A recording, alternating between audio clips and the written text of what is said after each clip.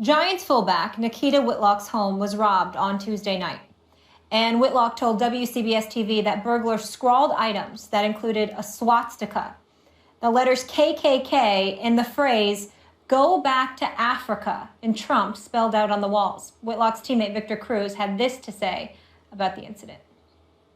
There's a certain mindset of a person or of people that follow Donald Trump. If you listen to anything that he says, if you listen to the comments that he's made about women, or the comments he's made about minorities, or the comments he's made about,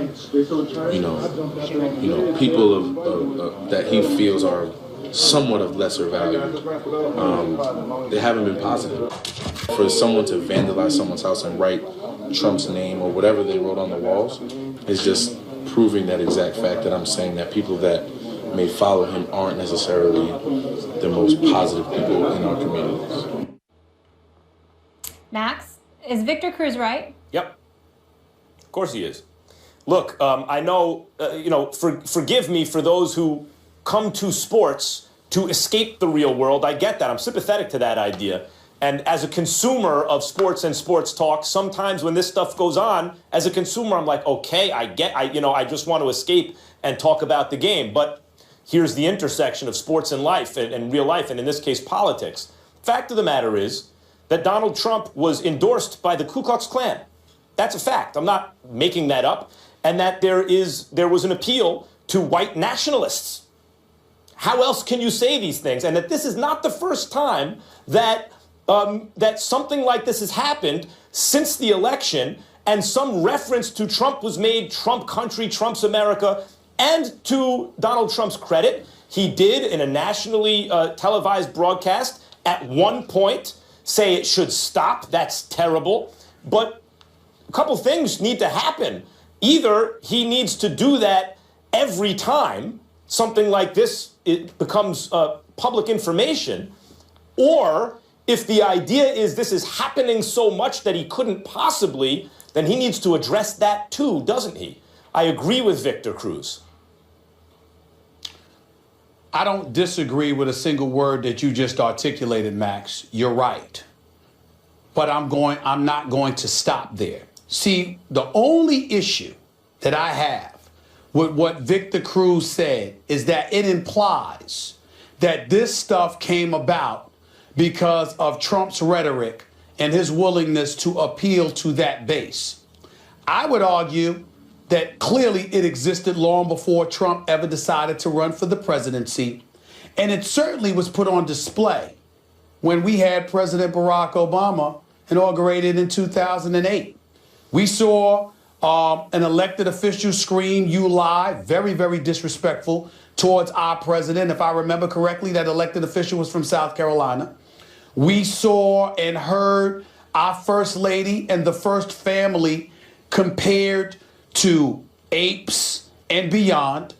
We saw a president highly intelligent, highly accomplished, earned what he had achieved, just throwing away to try to kind of stereotypes, other folks in America tried to throw in his direction, just bulldozed right through them, and they still came at him with similar rhetoric.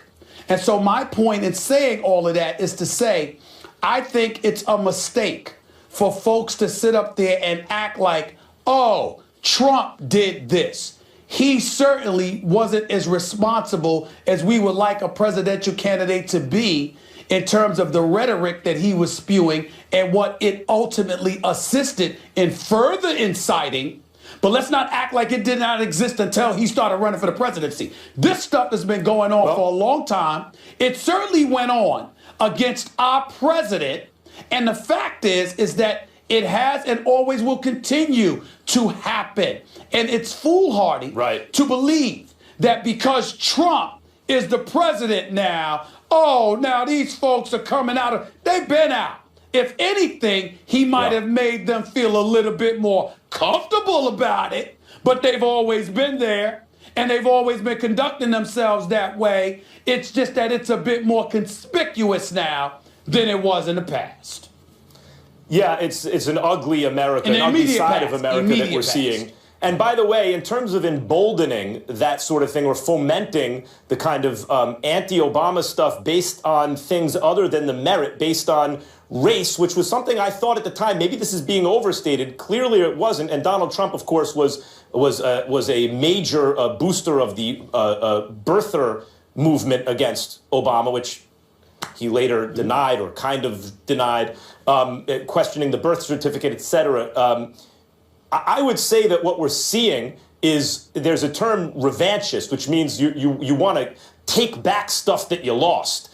And clearly, he's not president yet, by the way, Stephen A. He's president-elect, appealed to that idea with racist white people who seem to want to take back gains made during the civil rights movement, or at least are angry about it, or maybe angry about Obama. I don't know. I don't want this to turn into a political show at the moment. But Victor Cruz pointed something out which is undeniably true, and hopefully the president-elect will continue, as he did the one time, to, in strong language, denounce this kind of behavior from his supporters. Well, how do we know he's a supporter? Because he scrawled Trump after scrawling swastikas. So it's a admitted supporter, and the president-elect should in strong language let everyone know. Just coming out and giving strong language is not enough. He needs to be more active,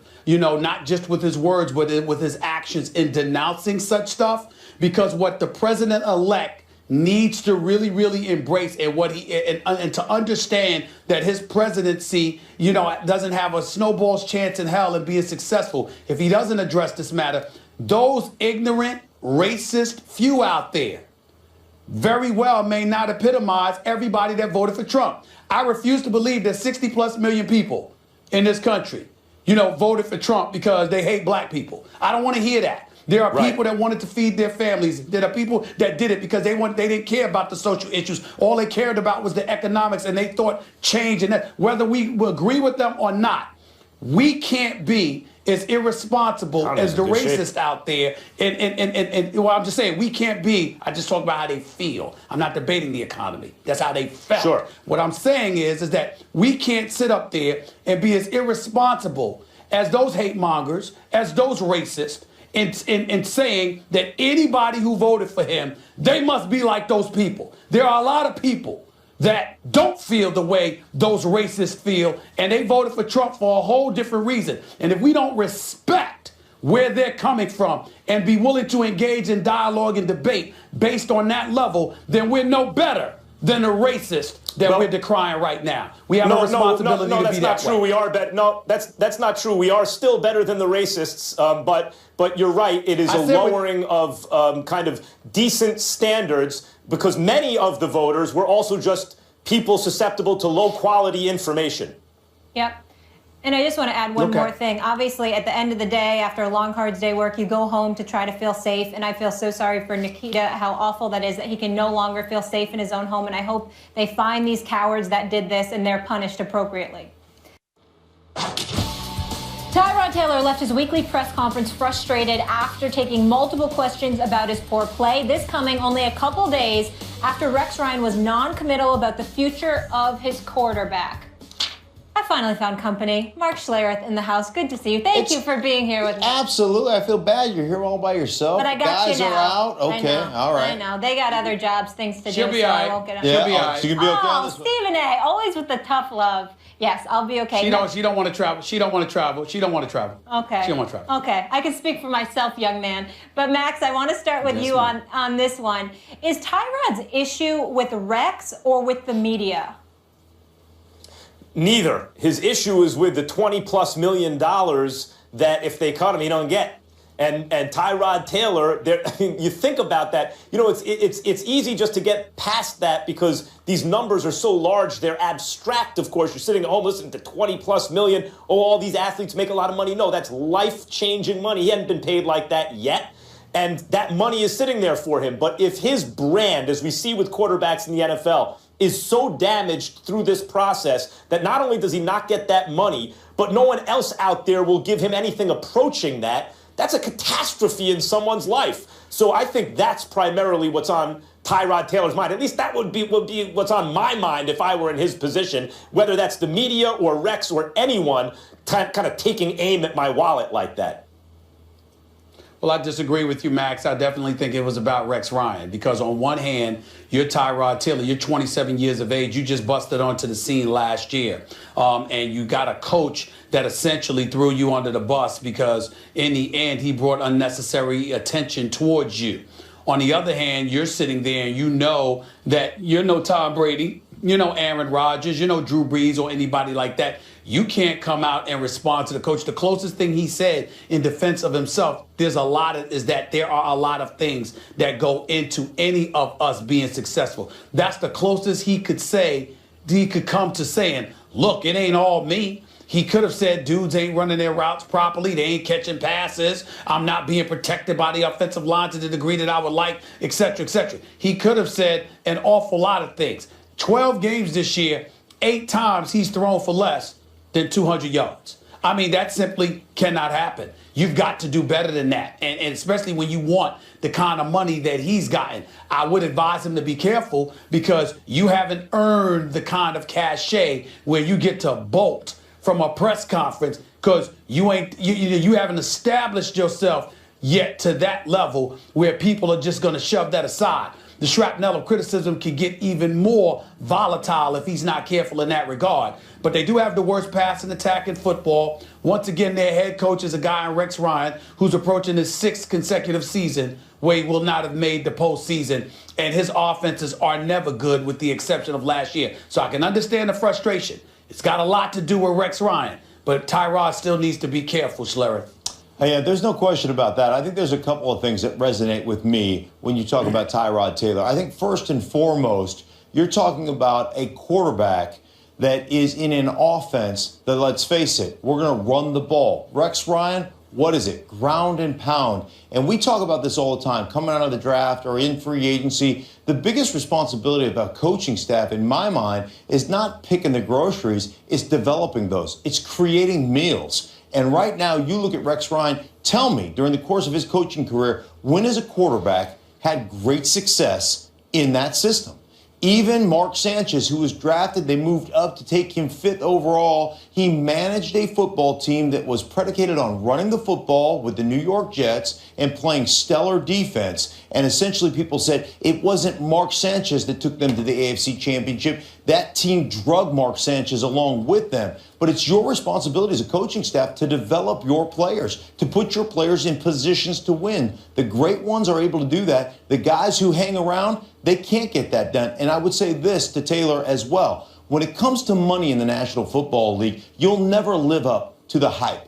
There will always be somebody that's upset with the money that you get. The bottom line, you've got to quit trying to live up to that money. You've got to quit trying to do that, and you just got to go out and be a professional and take care of your business. That's what he has to do. But again, this is a football team. They're the number 1 team in the league as far as running the ball is concerned. That's how Rex Ryan wants it. They want to play great defense. That's what they do. And the bottom line is, again, point to a quarterback, show me somebody that has developed as a great quarterback underneath Rex Ryan during his coaching tenure. Never. It just hasn't happened. So it's not what he does. Yeah, it's not what that offense is. So you can be critical of that kid, but put anybody else in there, and they're going to have the same result because you're never going to give that guy an opportunity to develop and blossom as a quarterback.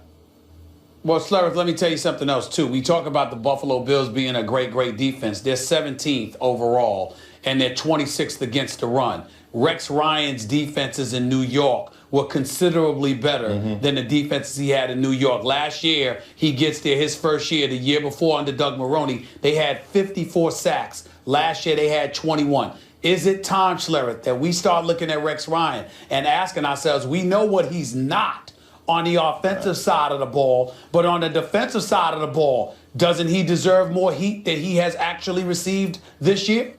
Oh, I don't think there's any question. I mean, you look at that football team, and this, in my mind, was a season of playoffs or bust.